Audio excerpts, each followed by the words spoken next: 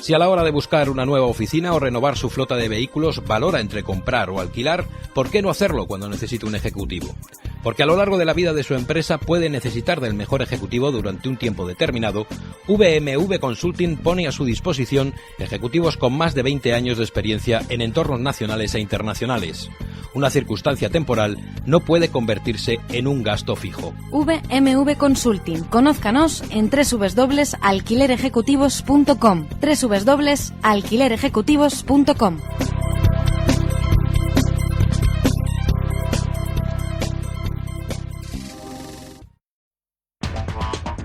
En Visión Global, la tertulia de los negocios.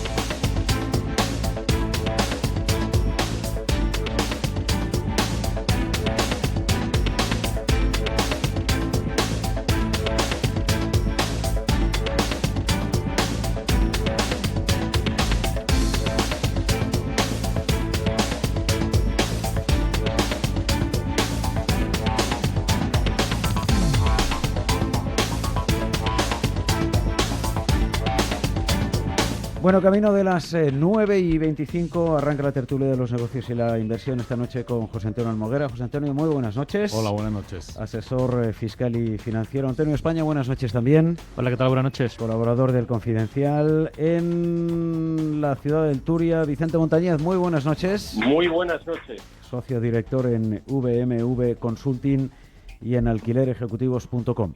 Enseguida os pregunto si hay que prohibir por ley las amnistías fiscales, como ha propuesto Montoro hoy en la Comisión de Hacienda del Congreso de los Diputados. Pero antes hay un oyente que quería resolver una duda respecto a la declaración de la renta del espacio de las 7:30 con José Antonio Almoguera a través del 91 533 18 51. Y creo que es justo atender su duda. Ignacio, buenas noches. Buenas noches. Le escucha Almoguera. Un placer Muy saludarle. Bien. Muchas gracias por atenderme. Bueno, la pregunta es, se trata de cómo tributaría, es una persona que fallece y tiene 2 hijos y deja una casa. Entonces solamente tiene esos 2 hijos. Entonces uno de los hijos en la casa la deja a nombre de, para que hereden los 2 a partes iguales. Entonces uno de los hijos renuncia a la herencia para que esa mitad suya vaya al otro. Sí. No sé si me he explicado debidamente. Sí, perfectamente. Entonces la pregunta es, ese otro que recibe esa mitad de la casa, ¿cómo tributa? ¿De acuerdo? Es decir, Hacienda lo va a considerar una plusvalía, se va a considerar simplemente que tiene que tributar por el impuesto de sucesiones y donaciones. ¿Qué consideración tiene? Esa es la pregunta. Mira, es muy sencillo, Ignacio. Sí. Cuando uno de las personas renuncia, sí, eso lo que hace es, no tiene que renunciar en favor de nadie, sino acrecienta al otro heredero, que sería el hermano. ¿Qué significa? Que automáticamente el que renuncia no recibe nada, no tiene que hacer absolutamente nada, y el que lo recibe tributa por el impuesto sobre sucesiones y donaciones, y nada más. No tiene más secreto. Otra cosa distinta es cuando se renuncia en función de alguien. Tú imagínate que en vez de este hermano hay 2 hermanos más. Sí. Y yo dice, mira, pues yo renuncio en favor de esta persona. Eso ya sí que tiene sus connotaciones porque sería una especie de donación que haces a uno de los herederos, en cuyo caso sí que había condiciones fiscales. Pero en este caso, es decir, es solamente la renuncia como tal, conlleva el que esta persona que renuncia no tiene que hacer nada y el que lo recibe solamente tributa por el impuesto sobre sucesiones y donaciones el 100% de lo que recibe, que es el piso. Perfecto, claro, porque en realidad no hay nadie más, entonces necesariamente tiene que ir a él, ¿no es así? Efectivamente, sí. Gracias a eso. Si hubiera alguien más, claro. Pues ya habría, es decir, si renunciara uno, sería acrecentando al resto. Solamente hay uno, sin problemas. Pues muchísimas gracias. Ignacio, como contribuyente, ¿qué le parece a usted esto de la amnistía fiscal? Hombre, pues a mí, ¿qué quiere que le diga? Es la tercera. Lo primero que le viene a la cabeza, sí. Es que es la tercera. Entonces, claro, si antes eran buenas, ¿por qué ahora que esta incluso ha sido más restrictiva, vamos a decirlo así, no va a ser buena? Y además, yo me creo eso de que 40.000 millones tributando de más a Hacienda, yo me lo creo que es bueno para las arcas del Estado, yo me lo creo. Ignacio, un verdadero placer. Gracias. Muy buenas noches. Buenas noches. Muchas gracias. Bueno, al resto de los oyentes que comparten tiempo con Visión Global y tienen dudas de la declaración de la renta, pues pueden llamar, aprovechando que está en Moguera hasta las 10 de la noche, al 91 533 1851 o a través del correo electrónico mtortajada@intereconomia.com. A ver, Antonio España. Dice Montoro que hay que prohibir por ley las amnistías fiscales. Esto lo ha dicho esta tarde en su comparecencia en la Comisión de Hacienda del Congreso de los Diputados a propósito de la última amnistía fiscal que tumbó el Tribunal Constitucional. En la forma, por haberlo hecho como decreto ley, pero bueno, también había críticas al fondo de lo que supone una amnistía fiscal. Sí, tiene pinta de que era, digamos, el artificio jurídico para darle el tirón de orejas al gobierno vía la crítica, bueno, o la condena por la formalidad, pero realmente el fondo era lo importante. Pero es curioso que ahora Montoro lo prohíba justo cuando hace poco estaba loando las virtudes de las amnistías fiscales, cuando decía que había pillado un poco contradictorio sí parece, ¿no? Sí, porque es que, ya digo, yo esta mañana le escuchaba, además escuchaba un corte en esta emisora diciendo que, bueno, que cuando llegaron ellos al gobierno estaban en modo de prequiebra y tuvieron que hacer eso para hacerlo. Entonces, usted, tanto que cree en esto, está vetando el acceso a una herramienta similar a futuros gobiernos, que resulta un poco contradictorio. Y en todo caso, yo soy partidario de la amnistía fiscal que sea al 100% de los ciudadanos. Que sea la mejor amnistía fiscal la que aplica a todo el mundo, que sea reduciendo impuestos, que nos amnistíen de esta forma bajando los impuestos, que es algo que también dijo ayer que era contrario hasta que fuera útil electoralmente. Sí. Era mi lectura, ¿no? Sí, sí. Bueno, vamos a escuchar algunas de las defensas que ha hecho esta misma tarde Montoro de la amnistía fiscal, para luego proponer que se prohíban por ley. Pero esto es lo que decía antes de proponer que se prohíban. Necesitábamos tomar medidas rápidamente y que además fueran medidas nítidas y contundentes, con un reflejo en el corto plazo, de manera que transmitiéramos la seguridad de que éramos capaces de salir de esta crisis por nuestros propios medios, utilizando todos los recursos disponibles a nuestro alcance. Por eso, en aquellos días no podíamos dejar de tomar ninguna medida que consideráramos necesaria para dar la vuelta a la situación, por dura que fuera, por impopular que fuera, por mucho desgaste político que conllevara. No deja de ser contradictorio, Vicente Montañez, ¿no?, que de alguna manera se haga esta defensa de la última amnistía fiscal para inmediatamente proponer que se prohíban por ley. Claro, vamos a ver. Lo que sucede es que hay una sentencia del tribunal que lo que impide, lo que sienta es el precedente para que no hayan más amnistías fiscales. Entonces, ¿qué va a decir el señor Montoro cuando se está pidiendo su dimisión? Pues que no hayan más amnistías fiscales.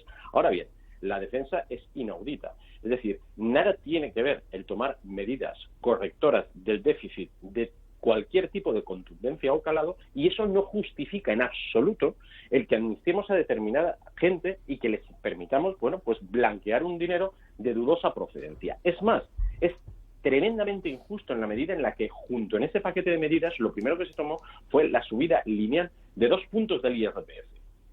Lo que tú no puedes es a la gente que no defrauda, a la gente que está sujeta a una nómina, plantearles una medida contundente y dura y luego, por otro lado, amnistiar. Y además, el tiempo ha demostrado que tan solo sirvió para aportar 1.200 millones a las arcas públicas, con lo cual yo creo que era totalmente prescindible esta medida y, desde luego, su posición ahora no viene por una voluntad política, sino más bien por un imperativo legal. Seguimos escuchando al ministro Montoro en otra de sus defensas. Con el decreto ley, ¿se podía haber hecho mejor? ¿No se podía haber hecho mejor? Bueno, yo solo le voy a recordar a todos que hemos aprobado en esta Cámara un decreto ley en diciembre en materia tributaria que cambiaba elementos sustanciales del impuesto sobre sociedades, además de las condiciones de aplazamiento de pago fraccionado. ¿Quién votó a favor de ese decreto ley? ¿No fueron ustedes los que votaron? ¿No era urgente hacerlo en el diciembre del 16, me refiero? Se refería a ustedes a parte de la oposición. Sí. A ver, Almoguera. Vamos a ver. En eso tenía razón el ministro, pero bueno. Suele tener razón en muchas de las cosas que dice. El problema básico de todo lo que estamos escuchando de la amnistía fiscal, y yo creo que eso lo teníamos que tener muy en cuenta, que es una lucha política. Esto realmente, primero, la amnistía fiscal, el que no tribute la gente no estamos de acuerdo nadie. Es decir, si hay que tributar todo el mundo. Primera cuestión importante. Segundo, tendríamos que tener los mecanismos suficientes como para que la gente que no tributa poderles enganchar y que tributen no lo que tenían que haber pagado, sino 3 veces más, que es lo que están poniendo. Pero como eso no existe, yo soy mucho más práctico que todo eso. ¿Qué significa? Que yo estoy de acuerdo con la amnistía fiscal, con esta, que es del Partido Popular, que parece ser que solamente es la que interesa, y con las otras 2 que sacaron el Partido Socialista. ¿Por qué? Porque es la única fórmula de algo que no podemos llegar. Que paguen los 1.200, que parece poco o no, pero es que además ya tenemos el dinero disponible para que a partir de ese momento también ir tributando en España. Vuelvo a decir, no es de recibo que no paguen, pero es la única fórmula para ir blanqueando. Y todo lo que estamos diciendo es política. Estamos también comentando una cuestión. El Tribunal Constitucional, os recuerdo, salvo error, el Tribunal Constitucional lo único que ha dicho que lo que estaba mal era la forma, no el fondo. Bueno, ha recordado que tampoco es justo para el resto de los españoles que sí que están a bien con la agencia tributaria pagando sus impuestos frente a otros que no han pagado sus impuestos y que ahora además tienen que pagar mucho menos de lo que han pagado el resto de los ciudadanos, claro, o hemos pagado el resto de los ciudadanos. Primera cuestión, esa es una apreciación muy bien, que no está dentro... Traiga su dinero, pero no el 21%, pague el 22%, un poco más. Perfecto, que no estamos, mucho menos. Que ¿no? Eso está muy bien, pero que no deja de ser una apreciación, no es una legalidad como tal. Bueno, De hecho, si el Tribunal Constitucional lo hubiera querido decir, hubiera prohibido las amnistías fiscales, que no lo ha hecho y que yo creo que a lo mejor ya a estas alturas lo tenía que hacer. Montoro no le ha quedado más tutía que para zajarse de esto que le está pasando, decir que él está también en contra. Maravilloso. Pero vamos a ver, parte de este asunto no se resolvería con un mayor control del fraude, Antonio España. Es decir, evitar que parte de ese dinero salga de España sin pagar impuestos. Más control, pero si nos más tiene control. Prácticamente no me refiero al resto, sino a todos aquellos que se llevan el dinero fuera y no pagan sus impuestos. Pero ¿cómo lo sabemos que se lo llevan? O sea, a ver, ese es el problema. Lo sabemos porque en estas 3 amnistías fiscales, muchos de ellos, incluso alguno en varias de ellas, han traído dinero a España, han regularizado. Por lo tanto, se sabe que se lo están llevando. A ver, aquí caben varias matizaciones. Una, el origen de esos fondos, que siempre asumimos que todo aquello, digamos, que se esconde al fisco, necesariamente tiene procedencia dudosa, como el propio Vicente comentaba hace un momentito, pero no tiene por qué. Simplemente es gente que lo único que trata de hacer es poner al recaudo el fruto del esfuerzo, de su trabajo, de su patrimonio. Sí. A recaudo de la voracidad de Hacienda, que sabemos que no es precisamente poca. O sea, que habrá una parte donde el origen sea honrado y otro donde no. Entonces, donde no, obviamente, ahí tiene que caer todo el peso de la ley, y sobre lo otro, obviamente, debería ser un criterio general. Es decir, la ley tiene que ser aplicable a todo el mundo por igual y en todo momento y en toda circunstancia. Por eso yo no soy partidario de la amnistía. Ahora, ¿queremos aflorar? Pues una forma mucho más práctica de imponer más medidas de control, yo lo digo siempre. Primero, simplifiquemos el código fiscal, simplifiquemos la forma, que haya unas normas claras y que no sean cambiantes y te vayan moviendo el terreno de juego a cada momento. Y luego hagamos un sistema atractivo fiscalmente, de manera que no traiga a cuenta esconderlo a Hacienda, porque sea mucho más barato el declarar los impuestos aquí, y eso se hace pues con un sistema fiscal razonable, adecuado, y porque ya me adelantó a lo que me va a decir Almoguera, a unos costes del Estado reducidos. Es que siempre pensamos que la recaudación tiene que ser la que es y no puede ser otra porque los costes del Estado son los que son, pero oiga, es que los costes del Estado se pueden reducir muchísimo. Por eso yo niego la mayor de que en diciembre del 2011 lo primero que había que hacer era subir los impuestos. No, se podía haber pegado un recorte de verdad, serio, a todos los costes de la administración. Y con eso se gana la legitimidad, si fuera necesario, para subir los impuestos, pero no hacer lo que se hizo. Sí, Antonio, pero imagínate también, además, la incoherencia que es todo lo que tenemos en este país, que hay gente que no regularizó en aquella época y que quiere regularizar ahora, y que, claro, cuando a un asesor nos dicen algo así, es imposible regularizar. Te meten el 150% de sanción. Es decir, que tú quieres regularizar y no es que tienes que traer todo el dinero que tienes y más para pagar Hacienda. Seamos coherentes. Coño, a alguien que quiere regularizar le metes el 30, el 40 o lo que te dé la gana y bienvenido sea. Lo del 150 la Unión Europea ya ha dicho que es una barbaridad. El hijo pródigo, eso ¿no?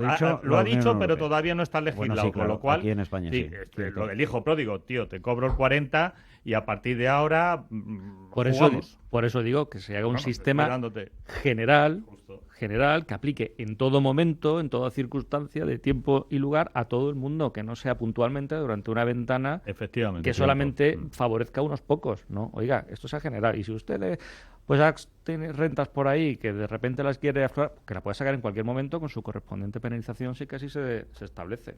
Sí. A ver, Vicente, que no te escuchamos. Pero yo de cualquier modo, es decir, hay algo que es evidente y es que necesitamos una reforma del sistema fiscal español. Esto es así, pero es así no solamente por el hecho de la amnistía, que insisto, yo es que no soy partidario de aceptar ningún tipo de amnistía fiscal, sino básicamente porque hay una casuística, hay una serie de fiscalidad que no se está aplicando porque todos somos conscientes que existe una cantidad de dinero negro importante en la economía y, por tanto, tendremos que revisar el sistema de la fiscalidad que estamos aplicando. Ahora bien, la fórmula más asequible para hacer estos tipos precisamente es lo que ellos prometieron en las elecciones. Es que quiero recordar que esas elecciones las ganaron prometiendo una bajada de impuestos y tan solo 48 horas después lo que hacen es que declaran una amnistía fiscal y suben los impuestos. Es decir, muy probablemente si hubieran hecho, como comentaba uno de mis compañeros, precisamente lo contrario, es decir, vamos a reducir, no vamos a incrementar los ingresos, sino vamos a contener el gasto o vamos a reducir el gasto, porque, insisto, el objetivo era controlar el déficit, y el déficit básicamente viene originado porque las arcas públicas gastan más dinero que ingresan. Bueno, también hay otra fórmula de hacerlo, que es reduzcamos el gasto y, sobre todo, esa duplicidad que existe hoy en día en las administraciones. Entonces, insisto, es decir, el señor Montoro lo que tiene es que trabajar y hacer las tareas que tiene pendiente. Una reforma de la fiscalidad, por supuesto, seguir trabajando muchísimo más en perseguir, digamos, toda esta cantidad de economía sumergida. Pero todo el mundo sabe que una de las principales fórmulas de luchar contra la economía sumergida precisamente es vía bajada de impuestos y no vía subida. Con lo cual, insisto, yo creo que al final pretendemos justificar algo que bajo mi punto de vista no era justificable, y lo que el señor Montoro tenía que haber hecho, y ha tenido 4 años, era para acometer una de las principales reformas, que era la reforma de la fiscalidad, y no la cometió. Pero es que, bueno, lleva ya un tiempito y tampoco parece que ni está ni se le espera. Y desde luego el planteamiento que ha hecho de echarle en cara a aquel que le ayudó a aprobar una subida sobre el impuesto de sociedades, precisamente como queriéndolo culpabilizar, yo creo que también lo pone en una posición bastante difícil, máxime con los cambios que están habiendo en el PSOE, que era quien se estaba dirigiendo junto a Ciudadanos, para poder conseguir futuros bueno, pues en la línea de lo que el señor Montoro nos tiene acostumbrados. Ayer proponía Linde subir los impuestos indirectos y medioambientales. ¿Eso formaría parte de vuestra reforma fiscal, Antonio? No, yo en ningún caso.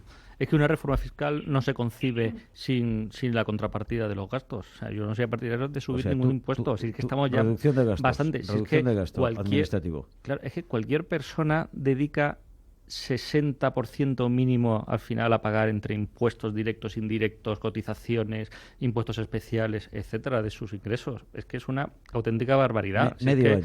Pagamos o más de medio año. Pagamos por trabajar, pagamos por consumir, pagamos por beber, pagamos por fumar, pagamos por echarle gasolina al coche, por circular pagamos por todo. ¿Cómo vamos a subir más impuestos todavía? Es que es una locura. Es que todo el mundo... Se parte de la base de que los impuestos hay que pagarlo porque hay que pagar un gasto que parece que es fijo, que está inscrito en las piedras de Moisés. Y no es así. Bueno, los impuestos sirven para mantener la sanidad, para mantener la educación, para mantener las carreteras y para mantener las comunidades autónomas, los ayuntamientos, los políticos. Hagamos un presupuesto base cero, partamos y pongamos y vayamos apilando en orden de prioridad los diferentes gastos que tenemos que acometer. De todas las formas, la práctica está muy clara. Es decir, la práctica, si os fijáis, Alberto Nadal ya ha dicho que hay margen para bajar impuestos, Cristina Cifuentes no va a subir los impuestos en Madrid, etcétera. Pero, por desgracia, la realidad de los políticos del resto de los partidos, incluido el PP, que no tiene fuerza suficiente, es que quieren subir los impuestos. Con lo cual, es decir, si queremos ser prácticos, todo el mundo sabemos, es decir, los que somos profesionales y estamos en este mundo, sabemos que lo que hay que hacer es bajar los impuestos para que esto funcione, pero los políticos que están en su mundo yuppie saben que lo que tienen que hacer es subir los impuestos para cobrar más ellos. Ellos y cubrir un montón de temas que tienen apalabrados. Entonces, Montoro abría ayer la puerta a una bajada de impuestos, pero la segunda parte de esta pero si no pueden, si es que el PP no puede solo. Claro, la cuestión, bueno, primero no puede solo, pero la segunda cuestión es que tú tienes unos ingresos y los gastos son cada vez mayores, porque fíjate, la economía española ha crecido al 3 y pico por ciento el año pasado, crece ahora a un ritmo del 4%, pero es que el año pasado, a pesar del crecimiento, lo que se gastó el Estado fue más. Claro. Pero es que tenemos una fórmula perversa. Que de poco nos ha servido. Ese crecimiento económico. Pero gasto improductivo y que no suban los tipos de interés, que en cuanto suban los tipos de interés de toda la deuda, ya no vamos a Francia a vivir, porque si no, no sé qué vamos a hacer. Hay una forma perversa de medir el déficit público, que es compararlo con el PIB, que es si como yo comparo pues el déficit de mi familia con el de toda la comunidad de la urbanización donde vivo, ¿no? O sea, compare, y si uno compara los ingresos con los gastos, donde ve realmente que el Estado gasta, ya no me acuerdo, el día que lo miraron, un 50% más de lo que ingresa. Un 50%, o sea, ¿qué economía doméstica o qué economía empresarial aguanta ninguna, eso es evidente, ninguna. Pues ahí sí, pero como tienen el truco de compararlo, que sale en déficit en quiebra, 3-4%, que parece bajito, pues con eso tiramos 100% de deuda pública. No, es que seguimos creciendo y creciendo el gasto público y en ello hay productivo e improductivo. No, y de hecho, y además lo utilizan para ganar votos y para asegurarse aprobaciones en los parlamentos, como ha pasado la reciente aprobación de los presupuestos generales del Estado. Y no sé si fue en un acto de debilidad que Montoro ayer lo reconoció. Dijo, no, porque ahora no podemos bajarlo porque algo hay que dejar, no me acuerdo la expresión exacta, pero algo hay que dejar para la negociación. Hay que tener alguna zanahoria para la negociación. Zanahoria, dijo, exactamente. Para la negociación al final. Más transparente no se le puede negar que no lo haya sido. Es evidente que propondrán en la segunda parte de la legislatura, en el último año, en el año electoral, pues alguna mínima bajada de impuestos, única y exclusivamente para las elecciones, y ya está, y punto pelota, porque es que tampoco se pueden bajar mucho más los impuestos teniendo en cuenta el gasto que tiene el Estado. ¿No, Vicente Montañez? Vamos a ver, es que yo creo que hay dos aspectos importantísimos. Para mí, una de las principales fuentes de que el gasto esté disparado es precisamente la transferencia a las comunidades autónomas. En la medida en la que hemos generado son 17 microestados, que además algunos de ellos, por su coyuntura electoral, están en condiciones de poder negociar. Pues ya hemos visto cómo se ha negociado, por ejemplo, los presupuestos generales del Estado, es decir, al final, ¿y cuánto es lo que me vas a dar? Es decir, con este escenario, y teniendo en cuenta que son prestatarios del 52% del importe de los servicios públicos, es bastante difícil el poderlo gestionar. Entonces, yo creo que uno de los principales motivos por lo que resulta difícil es precisamente este estado de las autonomías, que nos cuesta muy caro y que es un lujo que deberíamos de empezar a plantearnos si realmente nos lo podemos permitir y lo podemos pagar o no. Pero luego hay otra cosa que está sobradamente demostrada, y es que en la medida en la que yo baje la presión fiscal, yo dinamizo la economía y sobre todo afloro gran parte del dinero negro. Es decir, en la medida en la que los tributos bajan, ya no tiene demasiado interés el estar jugándotela con el dinero negro. Con lo cual, ese dinero que aflora se ha visto, y de hecho en la anterior etapa del Partido Popular, se vio como precisamente adoptando ese tipo de políticas se conseguía dinamizar la economía y, por tanto, recaudar más. Con lo cual, al final es un tema de hacer un modelo y la proyección del modelo. Desde luego, estamos llegando a un momento en el que poca opción tenemos, y el gran problema es que estamos en estos momentos con unos niveles de deuda por encima del 100% del PIB a unos precios de interés que están tirados. Es decir, ¿pero qué va a suceder cuando suban esos precios del dinero, cuando suban los intereses? Porque es obvio que en el contexto en el que estamos van a subir. Señor Mario Draghi va a intentar aguantarlo todo lo que pueda, pero esto va a llegar, y va a llegar dentro de esta legislatura. A partir de ese momento, ¿de dónde empezamos a recortar? O lo que hacemos es seguimos subiendo los impuestos y, por tanto, estrangulando la incipiente economía española. O la deuda, que es peor, Vicente. Para pagar los intereses subimos más la deuda y ya está. Subimos la deuda, con lo cual, como no es de nadie, con gasolina. A ver. Bueno, hacemos una brevísima pausa. Enseguida miramos con perspectiva lo que cuenta a esta hora la prensa económica más influyente del mundo, y saludamos a algunos oyentes que quieren en fin, resolver algunas dudas fiscales con Almoguera.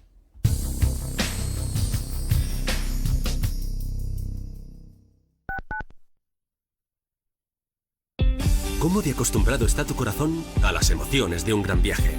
Si sientes esa necesidad, viaja al corazón de BMW, donde podrás probar la gama más completa en un marco incomparable, para que los latidos de tu corazón vayan al ritmo de nuestros motores. Ven a BMW Madrid, concesionario filial BMW en Las Tablas, el corazón de BMW. ¿Sabe que su casa le puede solucionar todos sus problemas económicos? Si es propietario de una vivienda y mayor de 65 años, con Grupo Retiro percibirá una renta mensual de por vida, hipotecas inversas y rentas vitalicias. Aumente sus ingresos y mejore su calidad de vida. Más información en el 91 577 42 40 y visite gruporetiro.com. Líderes desde 1996.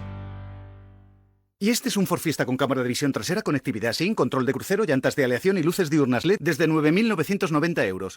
Perdón, ¿cómo dice? Ya nada. Si te lo decimos tan rápido es por algo. En junio la red Ford de concesionarios renueva exposiciones. Llega un nuevo Fiesta y te puedes llevar uno del stock 2017 desde solo 9.990 euros. Hay solo 250 unidades. Financiando con FCE Bank. Condiciones en Ford.es. Red Ford de la Comunidad de Madrid. La economía es lo más importante. El juego consiste en pasar el dinero del bolsillo de tu cliente a tu bolsillo. Pero si puedes hacer que el cliente también gane dinero, todos salimos beneficiados, ¿correcto? No. Ha habido una especie de semáforo verde que se ha encendido en los mercados internacionales y el dinero está entrando a raudales. El dinero no es el medio de pago principal de esta institución. Podemos ofrecerle armas, información y apoyo logístico para dar un golpe de Estado con éxito. Luego iríamos ya un escalón de más de riesgo a mixtos de renta fija, pero especiales por su gestión. A ese Wolf le haré una oferta que no rechaza. La economía es Capital. Capital Intereconomía. De lunes a viernes con Susana Criado. Intereconomía, la radio que dobla su interés.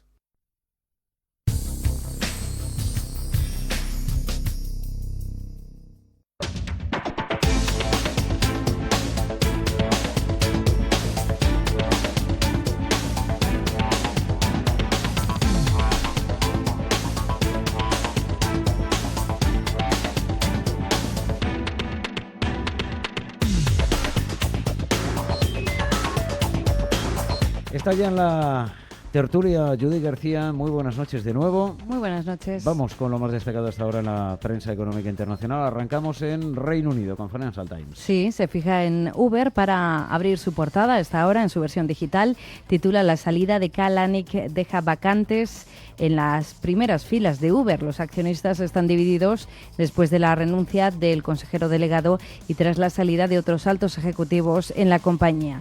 Otra noticia referida a empresas del sector de la alimentación, en este caso, Diageo paga hasta $1.000 millones por la marca de George Clooney de tequila. El actor de Hollywood y Casamigos, que es como se llama esta firma de tequila, crearon el negocio hace tan solo unos 4 años. Por otro lado, también podemos leer el petróleo Brent por debajo de los $45 por primera vez este año. El mercado del crudo profundiza en las caídas a medida que los comerciantes pierden la fe en la capacidad de la OPEP para equilibrar los suministros. 44,80 en tiempo real el crudo Brent a esta hora, con una caída del 2,7%.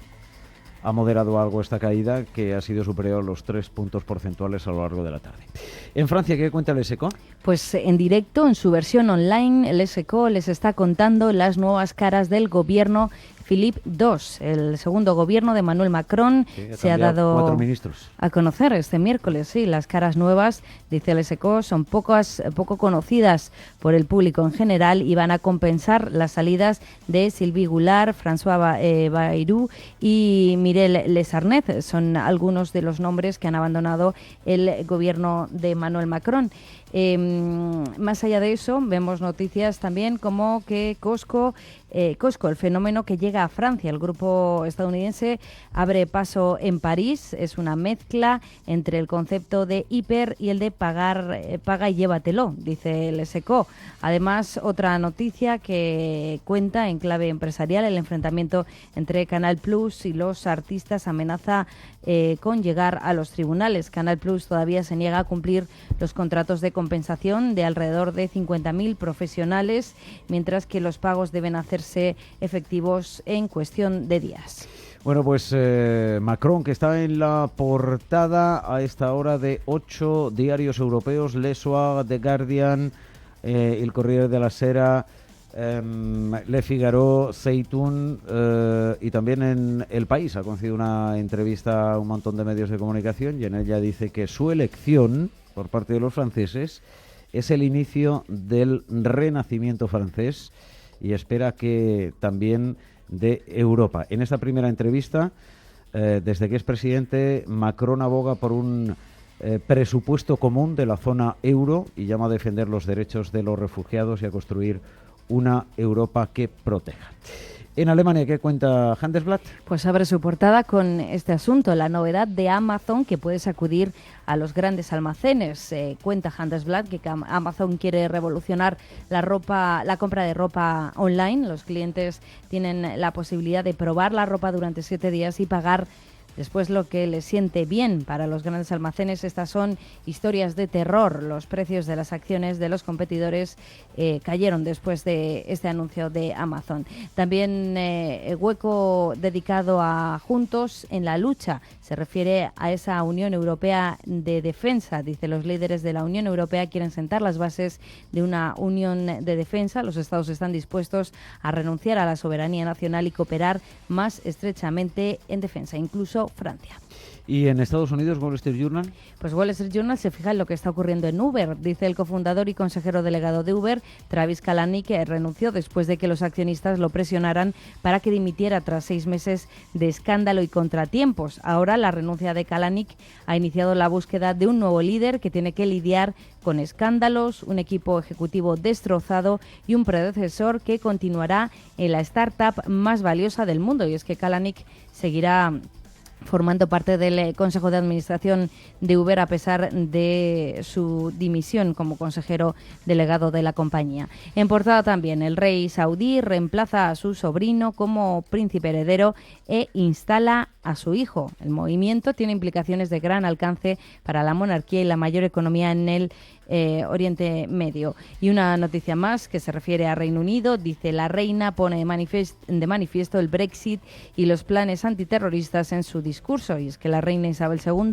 ha presentado la agenda legislativa del gobierno conservador con estos 2 temas a destacar. Un último asunto. En la portada de Wall Street Journal, Estados Unidos lamenta que Rusia cancele una reunión para protestar contra las nuevas sanciones. Se refiere a una reunión prevista esta semana con funcionarios estadounidenses.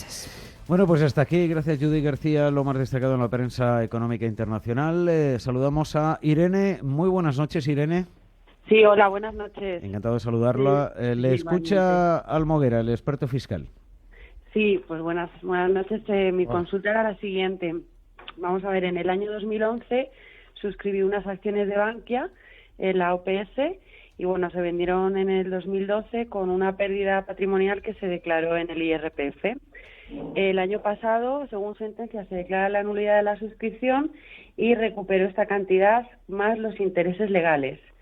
Entonces, la duda es, ¿tengo que incluir en la declaración del 2016 como ingreso patrimonial esta pérdida declarada en su día? Y aparte, los intereses legales, ¿qué consideración tienen y en qué apartado deberían figurar?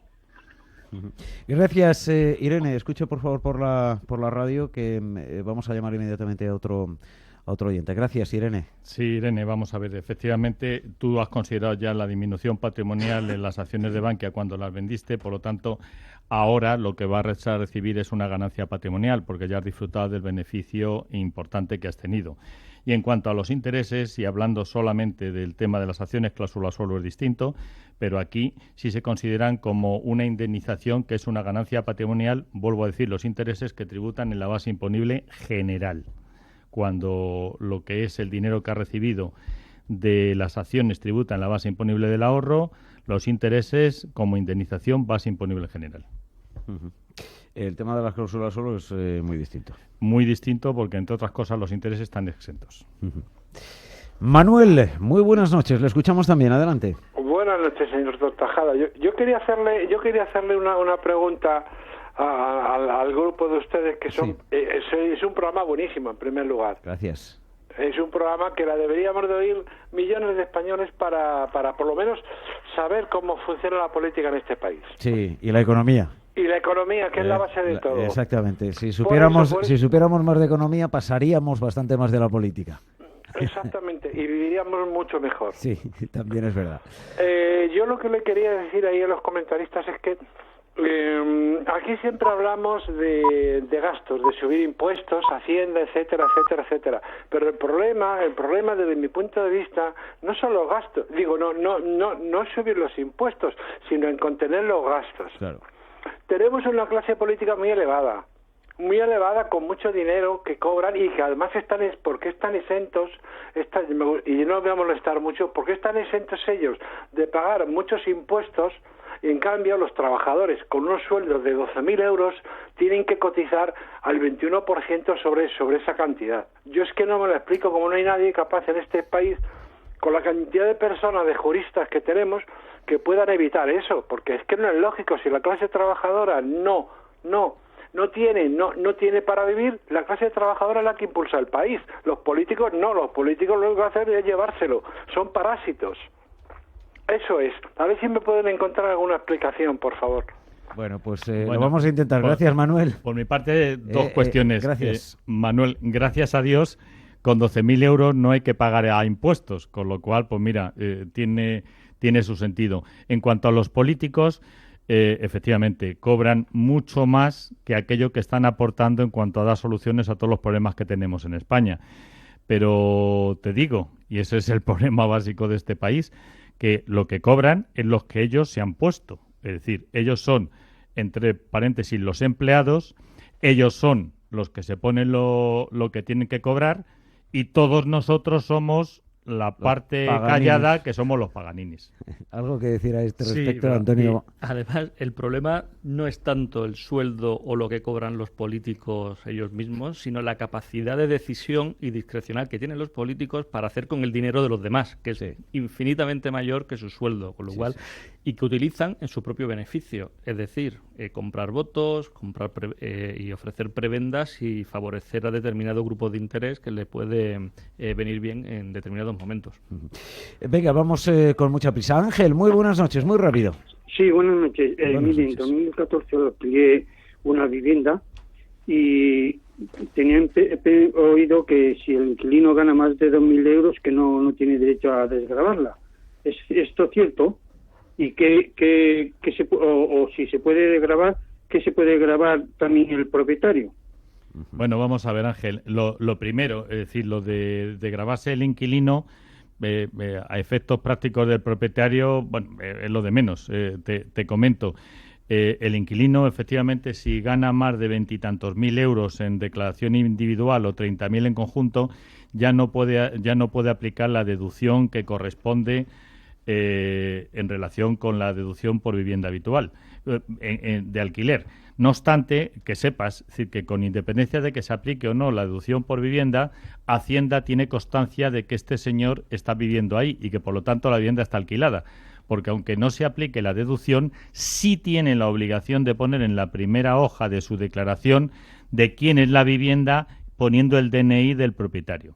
En cuanto al propietario, pues como siempre, es decir, no hay ningún problema en declararla, los ingresos son los que recibe, pero es que los gastos son infinitos. Cuando digo infinito significa la comunidad que la paga el propietario, si hay algún tipo de arreglos, gastos de conservación y reparación, el IBI, las basuras, el seguro que también lo paga, te puedes aplicar una reducción, una amortización del 3% del valor de construcción de la vivienda y por último, después de todo eso, que te va a salir muy poco, verás que también el 60% está exento. Por tanto, yo os animo a que ninguno deje de no tributar por una vivienda alquilada, teniendo en cuenta que te va a salir muy barato y la tranquilidad va a ser máxima. Muy bien, pues acaba de cerrar la principal bolsa del mundo, lo ha hecho con signo mixto, tal y como venía a lo largo de toda la sesión, con un punto de rebote para el Nasdaq 100, máximo histórico, 5.782 puntos, 8 décimas para el Nasdaq Composite, 6.233 puntos, las tecnológicas que llevan a las referencias y a sus índices a máximos históricos. Ligera caída para el Dow Jones de Industriales, no ha llegado a las 3 décimas, partirá mañana de los 21.410 puntos y el S&P 500 ha cerrado en niveles de apertura en los 2.435 puntos. ¿Cómo cierra el Merval y el Bovespa, Judy García? Pues ambos en tono negativo. Es destacable la caída del Merval de la Bolsa de Buenos Aires, que cierra con caídas superiores al 5%, un 5,14 abajo en los 20.543, y esto después de que ayer Morgan Stanley mantuviera a Argentina en la categoría de mercado financiero fronterizo y no la ascendiera a emergente. Ayer caídas, hoy también decimos del 5,10%, el Bovespa sin embargo con números rojos también, pero con un ligero retroceso del 0,04% en los 60.740 puntos. En el mercado de materias primas, los futuros del Brent cotizan por debajo de los $45, el West Texas en los 42,48 y en el mercado de divisas el euro frente al dólar mantiene el nivel de los 1,11, en tiempo real 1,1163. Gracias, Vicente Montañez, muy buenas noches. Muy buenas noches, Manuel. Gracias también, Antonio España, hasta la próxima semana. Muchas gracias, buenas noches. Pues Antonio Noguera, buenas noches también. Buenas noches. Gracias a todos los oyentes que han participado de la tertulia y de nuestro tiempo fiscal, Ignacio, Irene, Manuel, Ángel, en fin, tantos otros. Mañana regresamos a las 7 de la tarde, a las 6 en la Comunidad Canaria. Les dejamos ahora con el debate político. Susana Criado les pone al tanto de toda la actualidad bien temprano, a las 6 en Canarias, a las 7 en el resto de la geografía nacional. Hasta entonces, sean felices.